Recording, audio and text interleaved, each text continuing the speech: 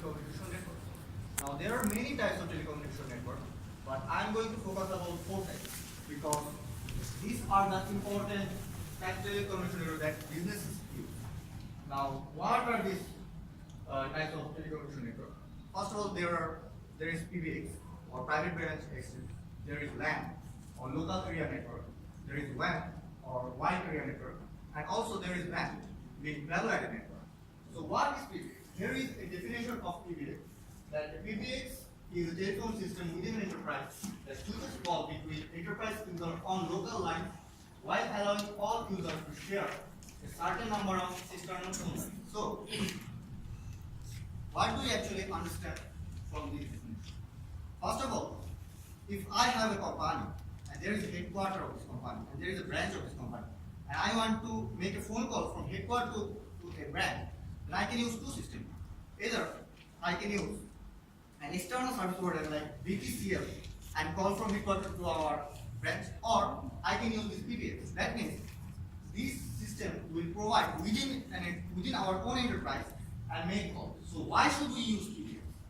We should use PBX because if we use our phone call from our external service provider, then the problem is we have to give them some service charge that is not beneficial to our company, and that means that will increase our cost. So if we use PBX, that will definitely reduce our cost.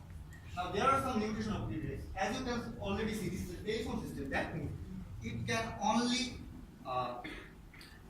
send data in very short format, and also it cannot be used in very large geographical area. So this all comes with our private branch exchange. Now let's talk about local area network or LAN. So here is a definition of local area network that I found from internet.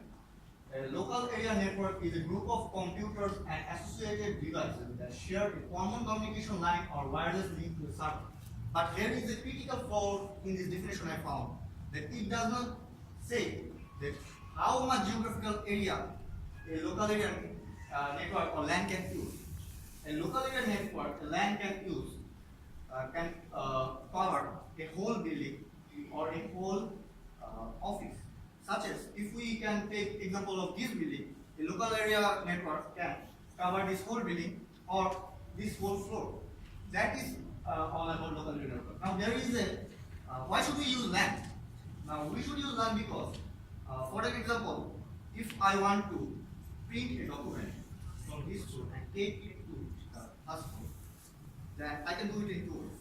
First of all, I can print it here and then take manually to it first floor, or I can use LAN and I can directly print it out from this 3rd floor to our first floor and send it from here to there without moving any distance. So that means it can be fast and very reliable.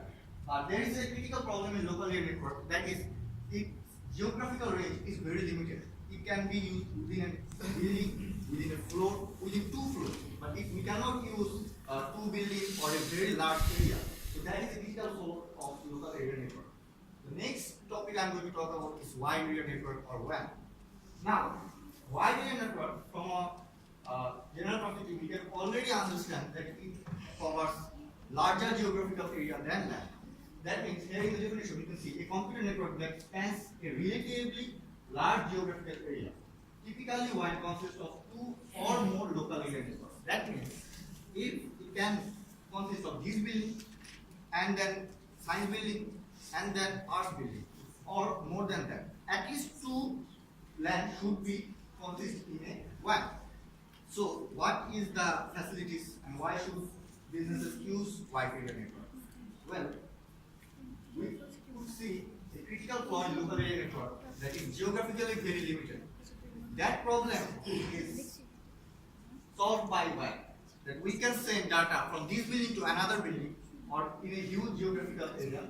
So that problem can be solved by WAN. Now what is some critical flaw of our wide area network or WAN?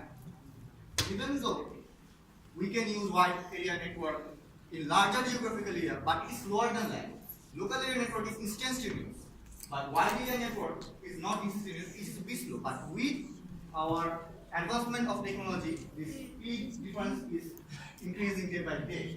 Also, we can also see that PBX, private branch exchange, and YDI networks is quite similar because we can also use PBX to communicate from headquarters and our branch. And also we can use YDI network WAN to communicate from our headquarters and other area, like other branch. So why should we use WAN instead of private WAN branch exchange? So first of all, so there is a critical flaw of private branch exchange, that is that it is based on telephone system and it cannot send a large amount of data.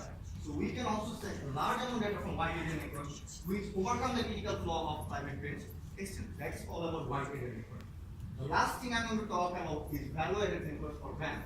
So here is the definition which we found from Wikipedia.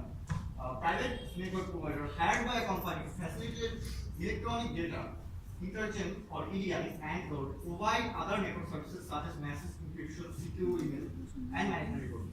Now, before talking about WAN, I should say something that this is an outdated idea.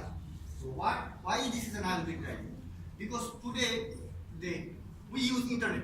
So every company use internet or very external internet providers to communicate from here to there or to send email from here to any other. So why should we use WAN? Now WAN has changed from its typical or from its classical way to a new way. Now WAN is facilitated because it can, here we can see electronic data intelligence or EDI. That means that if we want to encrypt a message or we want to send a private message that should not be or cannot be hacked by any other people, or then we should use WAN. That means we can use a third-party company that can provide us a security service to encrypt our message or encrypt our mail.